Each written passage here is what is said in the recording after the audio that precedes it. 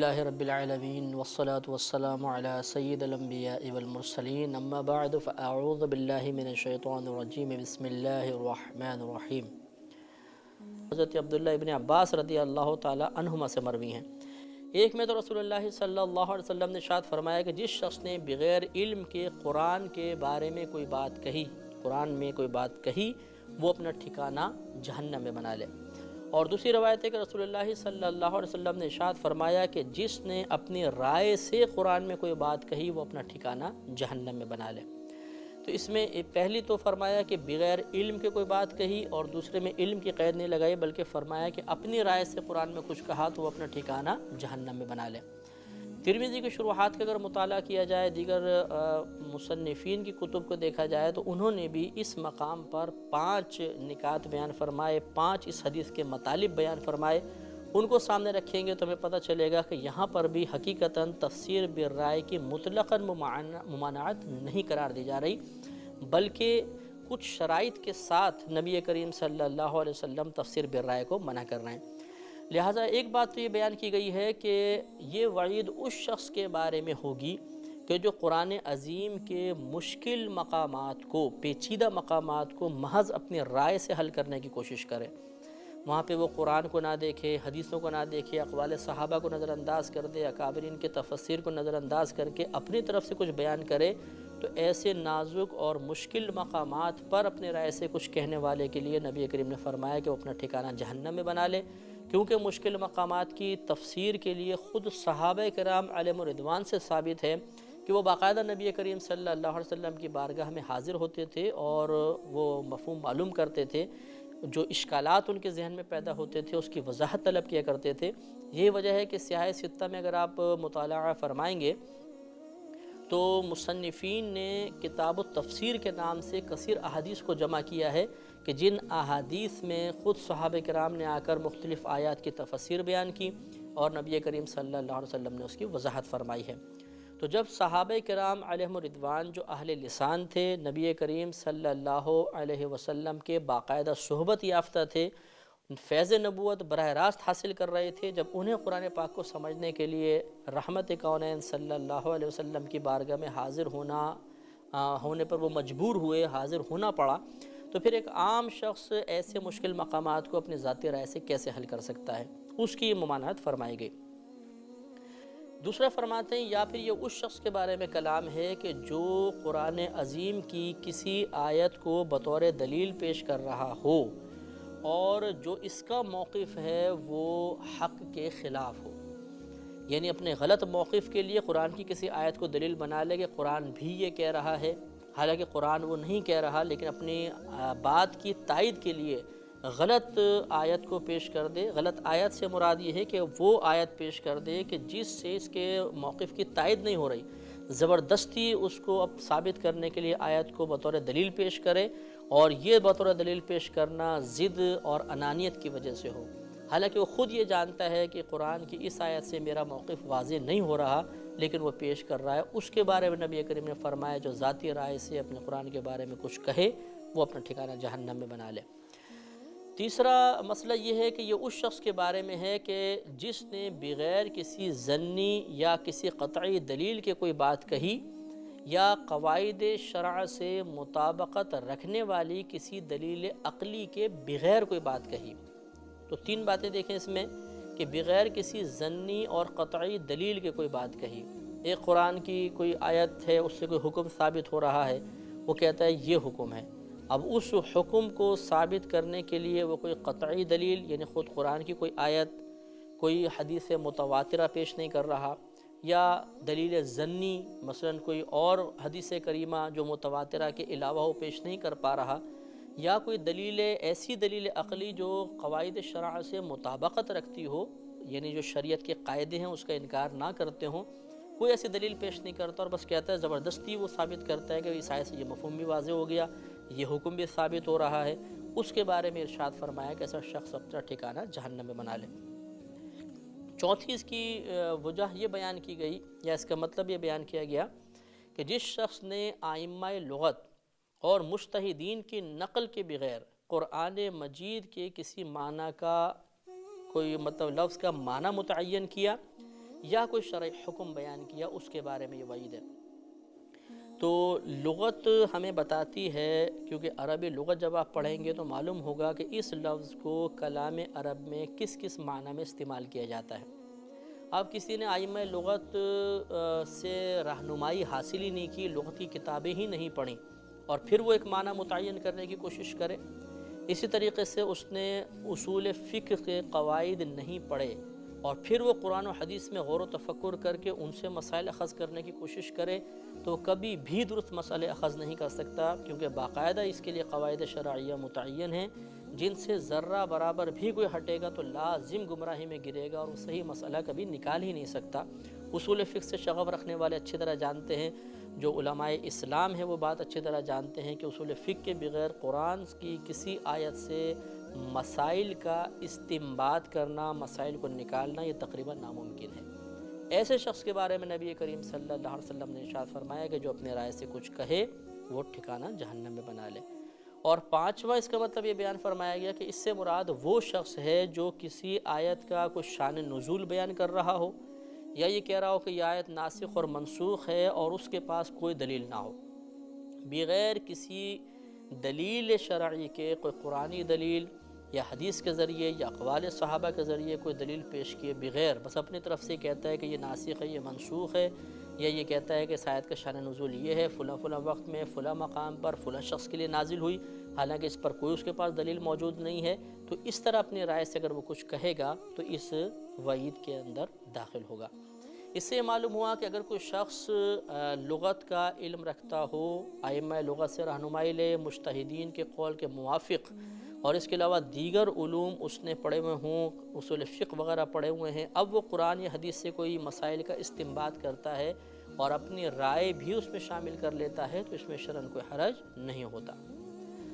اس کے بعد تفسیر سے متعلقہ آخری بات یہ کہ قرآن عظیم کی تفسیر جب انسان کرنا چاہے تو کون کون سی چیزوں سے قرآن کی تفسیر ہو سکتی ہے۔ اس میں کم از کم 7 قسم کے مآخذ ہیں جن سے ہم قرآن کی تفسیر کر سکتے ہیں۔ پہلا تو خود قرآن ہے کہ قرآن کے بعض حصے دوسرے بعض حصوں کی وضاحت کرتے ہیں، بعض اوقات ایک آیت مجمل آتی ہے، آگے تفصیل سے اس کا حکم آ جاتا ہے، لہٰذا اگلی جو تفصیلی آیت ہے وہ پچھلی مجمل آیت یہ جس میں کم تفصیل بیان کی گئی ہے اس کی مفسر بن جاتی ہے، وضاحت کرنے والی بن جاتی ہے۔ دوسرا ہے احادیث کریمہ، لیکن اکابرین اسلام نے اس میں بیان فرمایا، علماء اسلام ارشاد فرماتے ہیں کہ جب احادیث سے قرآن کی تفسیر کی جائے تو موضوع اور ضعیف روایات کو ترک کرنا واجب ہے، یعنی صحیح حدیثیں تفسیر کے طور پہ پیش کریں، کیونکہ ہم نے قرآن کی مراد متعین کرنی ہے اور اس کے لیے کلام ایسے ہی چاہیے جس میں شک و شبہ کم سے کم ہو۔ تیسرا ہے صحابہ کرام کے اقوال کے ذریعے، صحابہ کرام کے اقوال اگر صحیح سند سے منقول ہو جائیں تو ان اقوال سے بھی قرآن پاک کی مراد متعین کی جاتی ہے۔ چوتھا ہے تابعین کے اقوال، کثیر تفاسیر آپ ایسی دیکھیں گے جس میں تابعین کے اقوال کو بھی باقاعدہ تفسیر کے لیے ذکر کیا گیا ہے، لہٰذا چوتھا ماخذ یہ ہوتا ہے۔ پانچواں لغت ہوتی ہے۔ امام مالک رحمۃ اللہ علیہ اس کی اہمیت بیان کرتے ہوئے ارشاد فرماتے ہیں کہ جس شخص کو لغت عرب کا علم نہ ہو اور پھر وہ قرآن کی تفسیر کرے تو میں اسے عبرتناک سزا دوں گا۔ چنانچہ امام مالک رحمۃ اللہ علیہ کے اس قول سے معلوم ہوا کہ لغت عرب کو جانے بغیر، اس سے رہنمائی حاصل کیے بغیر قرآن پاک کے کسی لفظ کا معنی متعین کرنا کبھی درست نہیں ہو سکتا ہے۔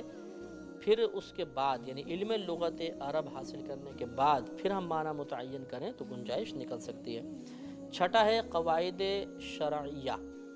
یعنی قرآن کی تفسیر کے لیے قواعد شرعیہ معلوم ہونے چاہیے کہ قرآن اور حدیث سے مسائل کس طرح نکلتے ہیں، کون سا حکم کس آیت سے نازل نکلے گا، کون سی آیت کس حکم کے بارے میں نازل ہوئی اور کس طریقے سے احکام کا استنباط ہوگا، کس آیت سے فرض ثابت ہوگا، کس سے واجب، کس سے سنت، کس سے فقط نفل۔ یہ علم جو قواعد شرعیہ کا یہ ضروری ہے، کیونکہ جس کو یہ علم نہیں ہوگا وہ قرآن پاک کی احکام سے متعلقہ آیات کی تفسیر کبھی بھی نہیں کر سکتا۔ اور ساتواں پھر ذاتی رائے ہوتی ہے کہ جس مقام پر قرآن و حدیث وضاحت نہ کر رہی ہو، اقوال صحابہ بھی نہ ہوں، دیگر مطلب یہ کہ کوئی اور ہمیں ذرائع ایسے نہ ملے کہ جس سے اس مقام کی وضاحت ہو رہی ہو، تو اب شریعت نے اجازت دی ہے کہ وہاں پر ہم قطعیت کے ساتھ نہیں بلکہ ظنیت کے ساتھ اپنی ذاتی رائے سے کوئی معنی متعین کر سکتے ہیں۔ تو یہاں تک قرآن پاک کی تفسیر سے متعلقہ ہمارا کلام مکمل ہوا۔ اب انشاءاللہ عز و جل قرآن پاک کے کچھ آداب میں آپ کی خدمت میں عرض کرتا ہوں۔ اس میں قرآن پاک دیکھنا، چھونا، پڑھنا، سننا، سنانا، لکھنا، یہ تمام چیزیں انشاءاللہ بیان کی جائیں گی اور ان کے مختصر آداب عرض کیے جائیں گے۔ بحیثیت مسلمان کے ہمیں ان تمام امور کے بارے میں بھی معلوم ہونا چاہیے تاکہ جب ہم قرآن عظیم پڑھیں تو اس کے صحیح برکات اور اس کے صحیح فیوزات ہمیں حاصل ہوں۔ نمبر 1، دیکھنا۔ قرآن عظیم کو دیکھنا عبادت ہے۔ اگر کوئی قرآن عظیم سامنے رکھ کر فقط اس کو دیکھتا بھی رہے تو اس کو ثواب حاصل ہوگا۔ نماز میں فقط حافظے پر اعتماد کرنا ہوگا۔ اگر دیکھ کے پڑھیں گے تو فقہ حنفی کی روح سے نماز فاسد ہوگی۔ ہاں دیگر فقہا کہ امام شافعی رحمۃ اللہ علیہ، امام احمد بن حنبل کے ہاں اس کی گنجائش نکل سکتی ہے، فقہ حنفی میں نہیں ہے۔ دوسرا ہے چھونے کا مسئلہ۔ اللہ تبارک و تعالی نے ارشاد فرمایا لا یمسہ الا المطہرون، کہ اسے نہ چھوئیں مگر پاک لوگ۔ تو یاد رکھیں کہ قرآن عظیم کو بے وضو چھونا یا حالت جنابت میں یا حیض و نفاس میں چھونا یہ سب ممنوع ہوتا ہے، حرام ہوتا ہے۔ قرآن عظیم اگر جزدان میں لپٹا ہوا نہیں ہے تو پھر اس کو بے وضو چھونا حرام ہے۔ اگر یہ جزدان میں لپٹا ہوا ہے تو پھر ہم اس کو بلا وضو بھی پکڑ سکتے ہیں، حالت جنابت میں بھی پکڑ سکتے ہیں۔ لیکن یاد رکھیں کہ قرآن عظیم کو اگر اس حالت میں ہم چھونا چاہیں، مطلب بے وضو حالت میں یا جب ہم پر غسل وغیرہ واجب ہو اس حالت میں، تو کسی ایسی چیز سے نہیں پکڑ سکتے جو قرآن کا لباس باقاعدہ بن چکا ہو یا ہمارا لباس ہو۔ ایک تو دیکھیں ہوتا ہے قرآن کا جزدان، یہ آرام سے جدا ہو جاتا ہے، اور ایک ہوتا ہے قرآن پر کپڑے کی جلد چڑھا دی جاتی ہے جو اس کے ساتھ فکس ہو جاتی ہے، تو یہ قرآن کا گویا کہ لباس بن گیا۔ اب اگر ہم اس کو پکڑیں گے تو وہ قرآن کے ہی حکم میں ہوتا ہے۔ اسی طرح قرآن کا گتا جو ہوتا ہے وہ چپکا ہوا ہوتا ہے، حالانکہ گتا قرآن نہیں ہے، لیکن چونکہ قرآن کے ساتھ چپک چکا ہے، اس کا ایک حصہ بن چکا ہے، لہذا اس کو چھونا بھی قرآن کو چھونا کہلائے گا، اس کے اوپر سے بھی اس کو نہیں پکڑ سکتے۔ اسی طرح جو ہم نے لباس پہنا ہوا ہے اس کے ذریعے بھی قرآن کو پکڑنا منع ہوتا ہے، لہٰذا اپنے کرتے کے دامن سے پکڑ لیا یا کوئی بہن نے دوپٹہ اوڑا ہوا اس دوپٹے سے پکڑ لیا تو یہ ممنوع ہوگا۔ ہاں اگر کوئی لباس نہ ہو تو پھر ہم پکڑ سکتے ہیں، مثال کے طور پر رومال جیسا ہے، یہ ہمارا باقاعدہ لباس نہیں ہے، تو پاک رومال سے اگر ہم قرآن عظیم کو اس طرح پکڑ لیں تو اس کی گنجائش نکل سکتی ہے۔ بعض بہنیں معلمہ ہوتی ہیں تو ان کے لیے بڑی دقت ہو جاتی ہے کہ ان مخصوص ایام میں قرآن عظیم کو چھونے میں دقت ہوتی ہے، تو یہ کیا بعض اوقات سنا ہے کہ یہ مطلب دستانے پہن کر اور قرآن عظیم کو پکڑ دیتی ہیں۔ یاد رکھیے کہ دستانہ بھی چونکہ ایک ہمارا لباس بن جاتا ہے اور لباس پہنے ہوئے لباس سے قرآن عظیم کو چھونا ممنوع ہوتا ہے، لہٰذا اس طرح قرآن عظیم کو نہیں پکڑ سکتے۔ ایسی بہنیں اگر مطلب پکڑنا ہی چاہیں تو وہی رومال کا کوئی طریقہ اختیار کرے یا ایسا کوئی دوپٹہ استعمال کر لیں جس کو اوڑا ہوا نہ ہو، ویسے اس کو پکڑ کے اپنے ہاتھ پہ رکھیں اور پھر قرآن عظیم کو اس کے اوپر رکھ لیں تو اس کی گنجائش نکل سکتی ہے۔ بعض اوقات روڈ پر یہ آیات کے ٹکڑے وغیرہ پڑے ہوئے مل جاتے ہیں اور بے وضو حالت میں ہوتے ہیں، ایسی صورت میں اگر باوضو ہیں تو پھر تو فوراً اٹھا لینا چاہیے۔ اگر بے وضو ہیں یا حالت جنابت میں ہیں تو جیسے بھی بتایا کہ قرآن عظیم کو چھونا منع ہے، لہذا بہتر یہ ہے کہ کسی رومال سے اس آیت کو اٹھا کر اور اونچے مقام پہ رکھ دیا جائے، ویسے نہ چھوڑا جائے۔ ہاں اگر مطلب یہ کہ ہمیں کوئی آیت وغیرہ نظر نہیں آ رہی، ویسے اردو وغیرہ لکھی ہوئی ہے تو پھر گنجائش نکل سکتی ہے، کیونکہ اگر ہم ہر کاغذ کو اٹھانا شروع کریں گے تو بہت شدید مطلب مشقت میں مبتلا ہو جائیں گے۔ اس لیے اگر باقاعدہ کوئی آیت نظر آئے تو بہرحال اس کو اٹھانا چاہیے اور اس کو اٹھانے میں احتیاطی کرنی چاہیے۔ یہ مسئلہ بھی یاد رکھیں کہ قرآن عظیم کا جیسے خود قرآن کی عربی عبارت کو چھونا منع ہوتا ہے،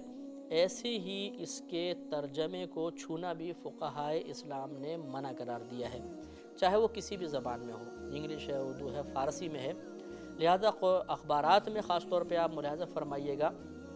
کہ یہ فرمان الہی کے نام سے یا آیات کے تراجم آتے ہیں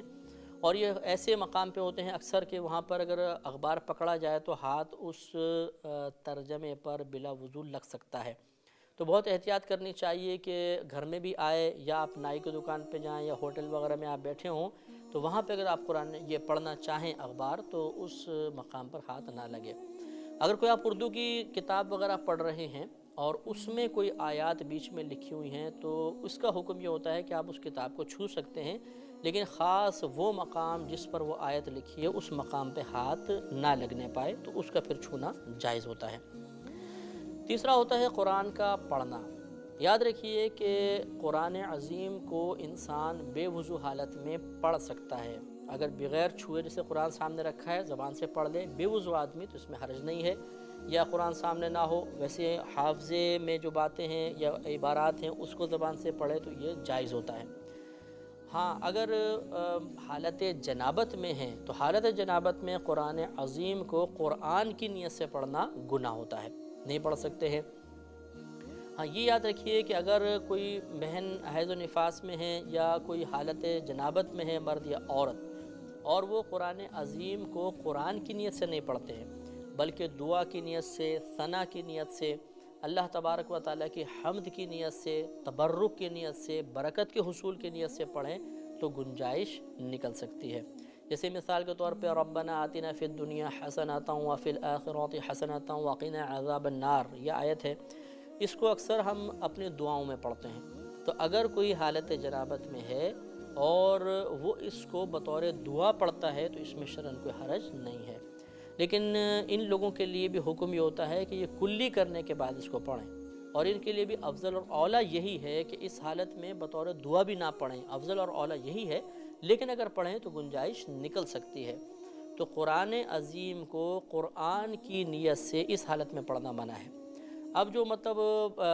خواتین ہوتی ہیں یا بچیاں جو قرآن وغیرہ پڑھنے جاتی ہیں اور وہ بعض اوقات ان ایام میں ہوتی ہیں، ان کے لیے شرعی طور پہ حکم یہ ہے کہ وہ ان دنوں میں یا تو چھٹی کریں، اور یا پھر اگر وہ جانا چاہتی ہیں سبق کا حرج محسوس ہوتا ہے تو قرآن عظیم کو ہجوں کے ساتھ پڑھیں یا ٹکڑے ٹکڑے کر کے پڑھیں، لفظ لفظ کر کے پڑھیں، جیسے الحمد پھر وقف کر لیں للہ رب العالمین، اس طرح آپ لفظ لفظ توڑ کے پڑھیں گے تو اس کی گنجائش نکل سکتی ہے۔ لیکن چھونے کا وہی مسئلہ ہے جو میں نے آپ کی خدمت میں پہلے عرض کیا، اس میں تھوڑی سی ہمیں احتیاط کرنی چاہیے۔ اس کے بعد سننے کا مسئلہ ہوتا ہے، جب قرآن پڑھا جائے تو اس کو خاموشی سے سننے کا حکم ہے۔ یہ بہت بڑی بے ادبی ہوگی کہ اگر قرآن عظیم کسی مقام پہ پڑھا جا رہا ہو اور ہم اس کی طرف سے بے توجہ ہو کر اپنے دنیاوی کاموں میں لگے رہیں۔ لہٰذا کبھی بعض اوقات ہوتا ہے کہ ٹی وی کے اوپر قرآن کی کوئی تلاوت ہو رہی ہوتی ہے اور ہم آواز کھولے ہوئے ہوتے ہیں اور اپنے کاموں میں لگے ہوتے ہیں، تو اگر اس طرح قرآن پڑھا جائے تو خاموشی سے سننا واجب ہوتا ہے۔ اگر بالفرض کوئی کام ایسا ہے کہ انسان نہیں سن سکتا تو پھر آواز کو بند کر دینا چاہیے، آواز آ رہی ہو تو پھر سننا چاہیے۔ یہ یاد رکھیں کہ اسی طرح سنانے کا مسئلہ ہوتا ہے کہ اگر کسی مقام پر کوئی قاری پڑھ رہے ہیں، کوئی قرآن عظیم کی تلاوت کرنا چاہتا ہے اور بلند آواز سے کرنا چاہتا ہے تو ضروری ہے کہ وہاں کے سب لوگ اس کو سنیں۔ اب یہاں مسئلہ یہ ہوتا ہے کہ اگر پڑھنے والے نے پہلے پڑھا، کچھ لوگ بعد میں آئے، تو ان پر لازم ہے کہ اس کو بیٹھ کر غور سے سنیں، وہ اپنے کاموں میں مشغول نہ ہوں۔ اور اگر کچھ لوگ اپنے کاموں میں مشغول ہیں، پھر کوئی شخص آ کر وہاں قرآن پڑھتا ہے اور وہ پھر اس کی طرف متوجہ نہیں ہوتے ہیں تو یہ مناسب بات نہیں ہوتی ہے۔ تو دیکھا یہ جائے گا کہ غلطی کی ابتدا کہاں سے ہوئی ہے۔ اگر ایک شخص پہلے بلند آواز سے پڑھ رہا ہے، کچھ لوگ بعد میں آئے اور اپنے کام میں مشغول ہو گئے، تو ان لوگوں کی غلطی ہے۔ انہیں چاہیے تھا کہ یا تو اس کو پیار و محبت سے سمجھا کر کہتے کہ آپ آہستہ پڑھ لیں، ہمیں اپنے کام کرنے ہیں، اور یا پھر اس قرآن عظیم کو سنتے۔ اور اگر بالفرض کچھ لوگ اپنے کاموں میں مشغول ہیں اور کوئی شخص بعد میں آ کے ان کے پاس پڑھنا شروع کر دے تو اس شخص کا قصور ہے کہ اس نے لوگوں کو ایک آزمائش میں مبتلا کیوں کیا۔